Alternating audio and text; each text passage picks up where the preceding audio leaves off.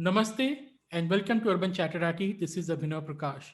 And today I have with me Kushal Mehra to discuss a very important issue of what should India do with these ISIS brides who want to return to India now. So Kushal, welcome to the show. No, sir, Abhinav, thanks for inviting me. It's always fun to talk to you. Thank you, Kushal. So, Kushal, we have seen that certain Indian women who converted to Islam, married, and went to Afghanistan to wage jihad against the people of Afghanistan, and now their husbands have been killed or captured. Now these ISIS brides want to return to in India. Uh, and in India, you see many people are advocating for their right to return. What do you think about it? Now, this is a very complex issue. So, just to give you a background, actually, this is not the first time I spoke about this issue. It's a very interesting story. So, there was a famous YouTuber. Now, he's no longer on YouTube. He left internet completely. So, he used to be called Vidu Vids. He's a good friend of mine. Still is. We are still in touch. And I remember. So, if you remember a couple of years ago or something, there was this ISIS bride in UK. If everybody remembers, and there was this huge debate in the United Kingdom about her saying I want to come back, and there was this amazing discussion going on about whether the ISIS bride should be allowed to come back in UK or not. And I remember clearly at that time I reached out to Vidu, and he had a podcast called The Mind of Vidu, and I told Vidu, देख मैं अपने आप को self invite कर रहा हूँ, अभी तू एक काम कर, तू record कर, मुझे इस पे कुछ बोलना है. So why I'm saying this is important. I've spoken about this before in the past, and my views have not changed from then. My views are consistent even now. But I would not lie. Every time I state these views, I would be a liar if I don't say that I get torn inside when I state these things. I hate to say it, but I'll say it anyways. Now, a brief caveat: my views are not legal. My views are always based on my understanding of issues from a purely philosophical lens. I look at issues only through a philosophical lens. That's just how I've trained myself to look at life. I don't look at things through a legal lens. So everybody who listens to my views has to take it with that perspective, that these are my philosophical views. Now let us look at the case. uh, this woman or these women, whether it's a singular case or a plural case, they made a very specific decision in life where they converted to Islam. They went into this position, in a mental position where they decided, look, Islam khatre mein hai, and we need to go and wage jihad in Afghanistan or wherever.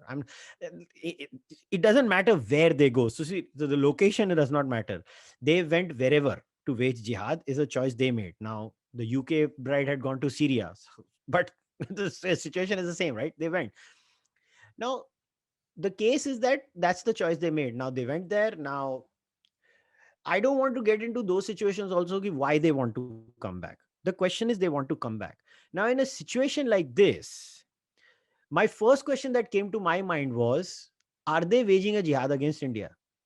It's an honest question that you need to ask yourself. In the case of this situation, this woman, we may not like the fact, but they were waging a jihad in Afghanistan. So the first question that came to me was, how the hell can we let this woman get away by not allowing her to come to India and nabbing her for attacking a country that we have good relations with, because it is our moral duty towards the good people of Afghanistan, whom we have great relations with, that we get this woman back in our country, because whether we like it or not, she is an Indian passport holder. And we do the Afghani people right by getting her to Indian soil and trying her. Now, somebody who's a lawyer will be like, did she commit any crime in India? So how can you try her in India? She didn't do any crime in India. That's a good point, and that's for the lawyers to decide. But from a moral perspective, I think India owes Afghanistan that much, that here is a situation where people are leaving our soil and going to Afghanistan to wage a war against that state that has very good relations with us. So at, at, at the first look of it, I feel this is the first point that I would put forward. I have other points, but let's first analyze this. How does India do Afghanistan right? I think the only way is getting that woman back and trying her in India. But why do we need to get her in India? Because what about the right of the Afghan people to try them in their own country? They've committed a crime against the people of Afghanistan on the Afghanistani soil. I think Afghanistan government, their court is more than capable, and they have more right to try them first, punish them first, and if they get released, let's say they're not given life sentence or something, if they get released in few years, then they can come back and we can try them again. But first right to try them is of the people of Afghanistan. Absolutely fair. I believe that is how it should be. But I am under the understanding that I don't think so the Afghan government is interested in trying them. At least from what I've understood, they don't care. So in the situation, Afghanistan is not, due to whatever reasons, the reasons could be their society is in a way very conservative, or they have limited resources and they're a weak state and they can't try them out because their systems are not in place. In that state, if Afghanistan says no, these women are traitors, they have attacked our country, they have waged war against us, we are going to be doing it, and if you don't let us try them out, it's going to spoil our relations with you. India should let them stay there. But the point is, if Afghanistan is incapable of doing that, India needs to owe that to Afghanistan, because these people left Indian soil, is my point. They're saying Afghanistan is not trying them, but what is the current status? They are jailed, right? They are in jail of Afghanistan, which means Afghanistan wants to hold them. If that is the case, but from what I have understood is, the case that has been made against them in Afghanistan seems to be on a very weak ground. So if they're going to escape, then the battle is lost, because then if they could not be tried in Afghanistan and they get scot-free, then they come to India, we can't charge them with anything, nothing. That's my problem. See, I want these people to be jailed for sure. That's my point. And I believe the Indian justice system would be better than the Afghani justice system. Yeah, but my point is simple. You want India to use its diplomatic capital with Afghanistan to get these terrorists back to India.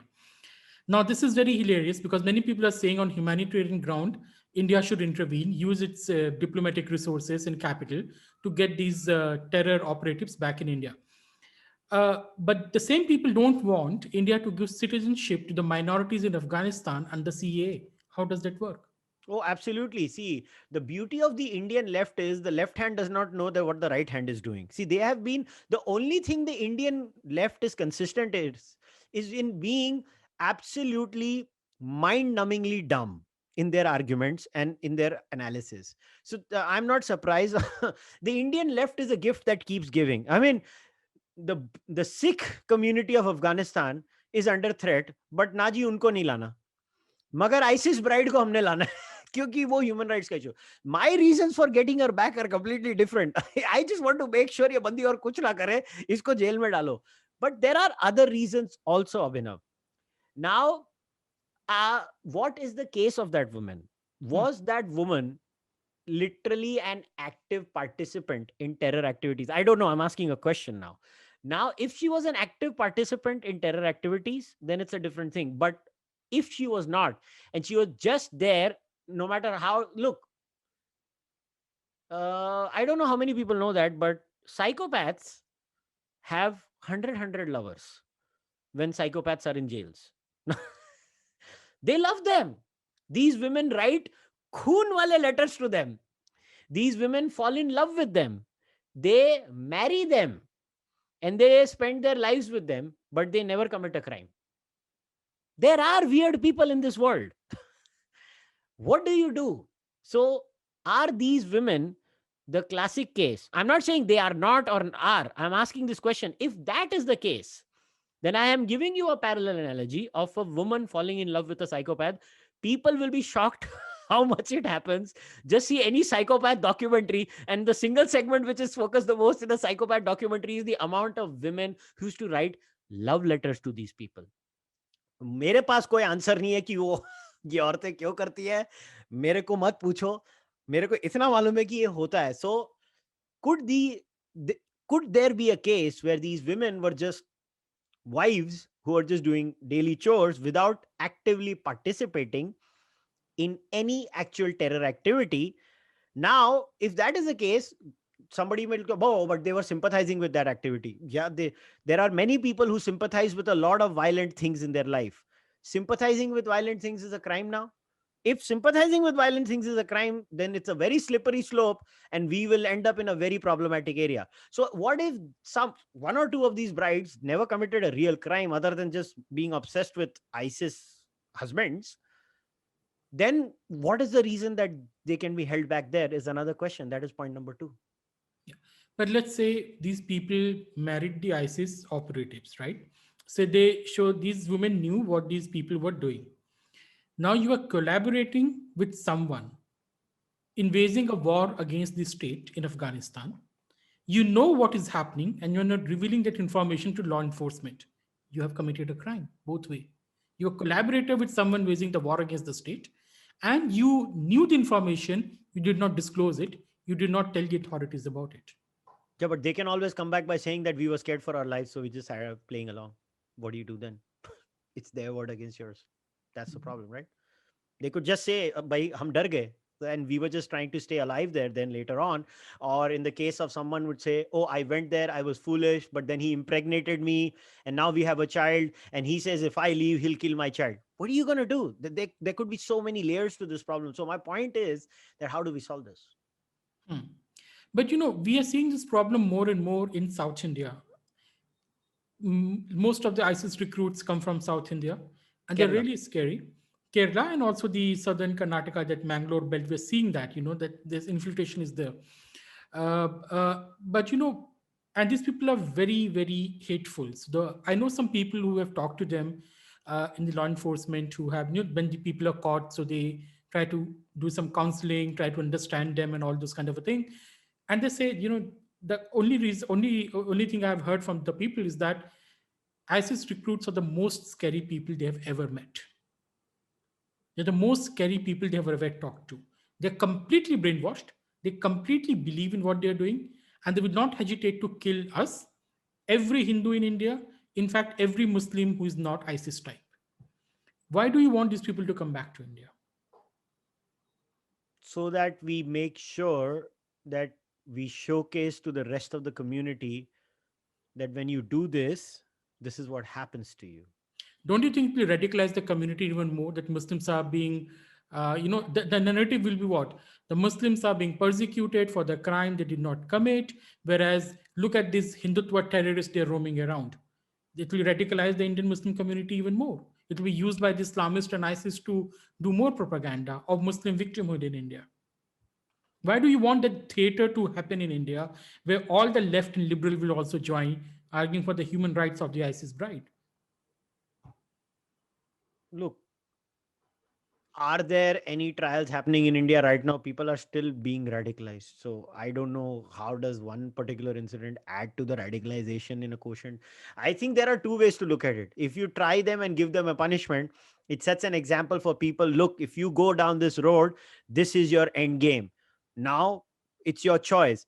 Also, Abhinav, we have to remember the fact that when it comes to ISIS recruits, one of the least number of recruits in the world are from India. So there is something that is happening which is correct also in our community, right? In terms of percentages, the highest number of ISIS recruits have been from Europe. So aisa bhi nahi hai. We should not, we should, I think we should present a holistic picture. I am not saying that we should not be worried about it. I mean, I don't know what's happening in southern India. Something in the water there, I guess. So something is happening there, which is unlike that's not happening in northern India, because the natural obsession of the stereotype of India is ye to North India se hota hoga, but it's not happening from northern India. It is happening in southern India. But there could be multiple reasons that northern Indian Muslims, when it comes to waging jihad, there's the certain segment of the Indian Muslim community might be busy with Kashmir, or I don't know, whatever. But my point is that there is something uniquely radicalizing in southern India. We should be very worried about it. But I think it could work both ways. When you give due process to people, it can also act as a deterrent. But then you can come back to me instantly and say, but मगर कुशल, अगर उनको अफगानिस्तान में ही रखा, तो वो भी तो एक डिटरेंट है ना, कि हाँ तुम गए उधर मगर पकड़े जाओगे और फिर अफगानिस्तान में सड़ोगे. So that could also be a deterrent. I'm willing to concede that. But when people try to present this argument to me, that it is uniquely wrong that they should be brought back to India and tried in India, I don't think so. There is anything uniquely wrong in that. I believe If they are tried in India, it is fair. The point is they should be tried in India. I mean, if they are not tried in India, then I am worried कि नहीं नहीं उनको लाके इधर citizen of India और ऐसे हार पहना दिया, then तो गया काम, फिर तो खत्म ही हो गए. Yeah, because even if you bring back and try them in India, given how the Indian justice system is, and how our judiciary opens their doors for terrorists in the midnight, where the common people might be running from the door to door for 1 decade, uh, how much punishment will they get? 5 years, 6 years? After that, they will be out in the public. Who will take the guarantee of the security of their neighbors? That's true. Now you could have given me the famous example of Ajmal Kasab, who came and terrorized India, and we were feeding him biryanis, and I don't know how long it went.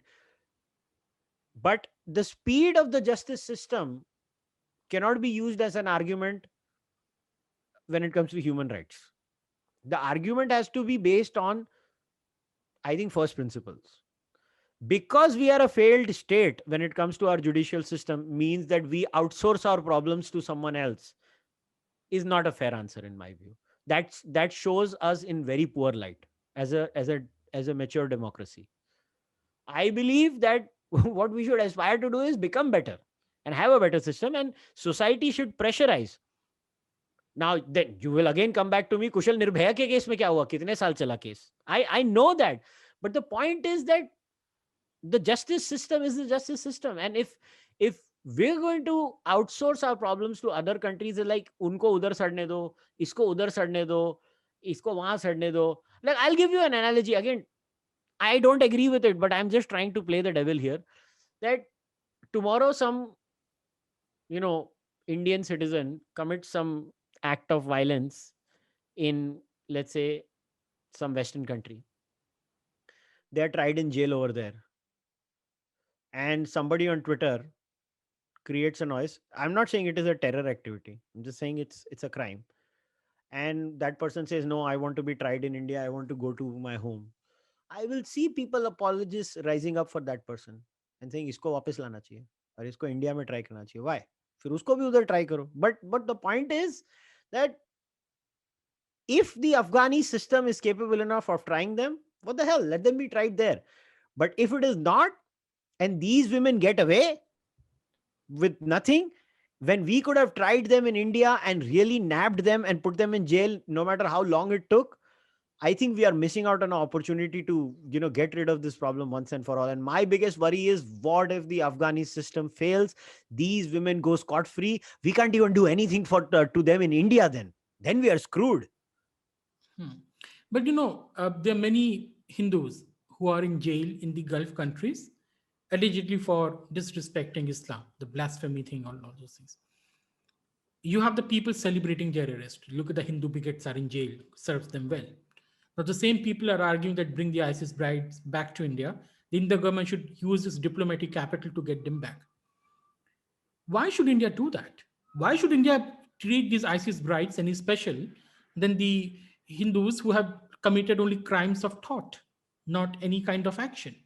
They have not even joined anyone. They've not joined anyone in waging war against the respective Gulf country. It might be some stray comment. I agree. I believe the Indian government should have consistent standards for them and for this ISIS case. My worry is completely different, though, in this case.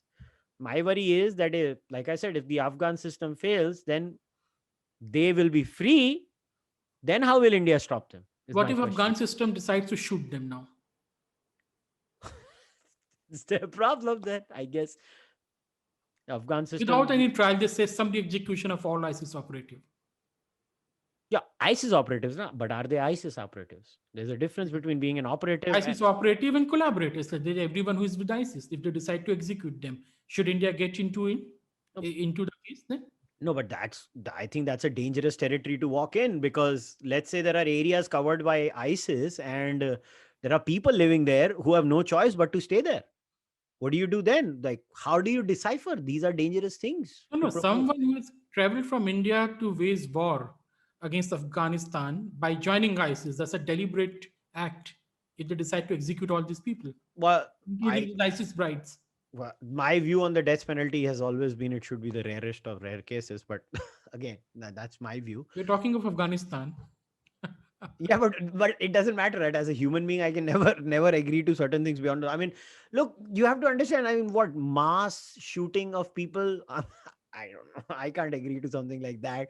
I just find it too barbaric. But look, at the end of the day, we have to realize. I mean, what alternative are we willing to offer to humanity? Are we going to just be like, हाँ ये ISIS हैं, हम भी वैसे हैं, एक दूसरे को मारते रहेंगे? I mean, what are we trying to do?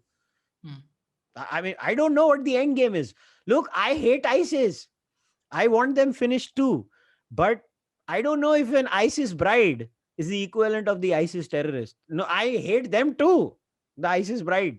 But I don't believe they're the equivalent of ISIS terrorists themselves. Look, there are so many people in India, irrespective of their religion, that harbor sympathies for violent people and violent tendencies. What should we do with people in that case? Is my question. Having sympathy and collaborating with someone indulging in violent act is a different thing, Kushal. This is my point consistently. But in Kashmir, it happens all the time. They hide the people inside. They do it all the time. Indian state कितनों को मारेगी फिर उस case में? कितनों को jail में डालेगी? Just think about it. Just think about it from a scale perspective. Let's say tomorrow, Kashmiri society starts aiding it. It's not that they don't. They do aid and abet. Even right now, there is aiding and abetting happening in Kashmir. आप अफगानिस्तान छोड़ दो. Indian state बोले इन सबको jail में डाल दो. ओ बाबा कितनों को डालोगे? जेलें भी तो होनी चाहिए. You have to reform societies is my point. जो जो यूज ऑफ फोर्स होता है वो बियॉन्ड अ पॉइंट नहीं काम करता है. It starts giving you diminishing returns. Eventually people have to be reformed. अगर आप रिफॉर्म ही नहीं करोगे, लोगों को बोलोगे तूने किया तुझे जेल में डाला, तूने किया तुझे जेल में. अरे 1 लाख लोगों ने कर लिया, 1 लाख लोगों को करोगे? कैसे करोगे? इंफ्रास्ट्रक्चर है. The point is beyond a point. All these factors have to be considered too, and which is why I think, see, the thing is, the state, the Indian state, gives us 5% of the information. 95% is held back with them. Every time I say, when an Indian state takes a decision, it is 30% inefficiency, 30% things that they can't tell us, which is why I am always open to what the state is doing. Because in these cases, you think the Indian state is actually sharing everything with us. Do you really think they are? So the point is that to have a judgment, we have to have an open mind. I would, if the Afghan state is just going to take guns and shoot people willy-nilly, I think that's a bad idea. It's going to radicalize even more people. There'll be more recruits from India willing to go and wage war in Afghanistan if they're going to kill more people. That also radicalizes people, na? So do you think the Indian state should be allowing something like that? How does it help India? Okay, they shoot them. These people, अभी होता क्या है? Palestine में कुछ हो रहा है और इंडिया में लोग रेडिकलाइज होते हैं. पैलेस्टाइन के लिए इंडिया में लोग रेडिकलाइज होते हैं. और how does this help? So the whole thing with real politics is always been कि try and reach out to people. भैया छींके आप मारते हो उधर, जुकाम हमको हो जाता है इधर. So गोली वहां मारी जाएगी, जुकाम इंडिया को हो जाएगा और 100 लोग पैदा हो जाएंगे, बोलेंगे अच्छा अब हम और आ रहे हैं अफगानिस्तान में. तो ये करेंगे कैसे हम लोग? This is a never ending spiral. At the end of the day, violence will beget violence. We have to draw a line somewhere. It doesn't mean we become pacifists. I am not a pacifist. I believe in strategic use of violence, but the point is this is very dangerous. Okay, but lots of different views there. I think it's a very hotly debated topic in India as of now. I don't think many people debating, because many people are on the side that they should never be allowed to come back. If you take the opinion poll or something. But Kushal, thanks a lot for speaking your mind and making some controversial points, because many people will oppose what you are saying. But that's good, because that's how the debates proceed. Yeah, I just want to clarify. I am not on the side of the ISIS brides. I'm just asking more questions. So please, matlab, thoda jazbati nahi hona. And look, my job is to ask questions. That's all I do. I try to think out loud. I mean, beyond a point, I want these women jailed too. I want the law of either their land or our land. Now, if their land ka law is due process and then you get shot, I don't know if I like it, but okay.